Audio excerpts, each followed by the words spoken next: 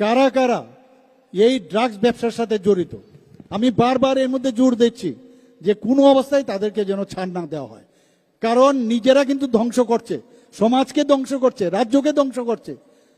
নিজেকে পয়সায় যাতে আরো পয়সা রোজগার হয় তার দৌলতে সমস্ত সমাজকে ধ্বংস করছে। একদিন এরকমও ঘটনা আছে যে তার নিজের ছেলে মেয়েও কিন্তু আলটিমেটলি দেখা গেছে এই ড্রাগের কিন্তু ভিকটিম হয়েছে। কাজে কাচের ঘরে থেকে ওই কাউকে ঢিল দিলে পরবর্তী সময়ে তোমারও হবে, সেটা কিন্তু নিশ্চয়ই বোঝা উচিত। কিন্তু পয়সা এমন এক জিনিস, পয়সার লোভে মানুষ যে কোনো জায়গায় যেতে পারে। আমাদের কাছে এরকমও লোক আছে ভব্য সভ্য, একেবারে সাংঘাতিক বিষয়, সমাজের বিশিষ্ট ব্যক্তি এবং বিভিন্ন জায়গার মধ্যে তাদের মানে অবাধ বিচরণ, তারাও কিন্তু এর সাথে যুক্ত।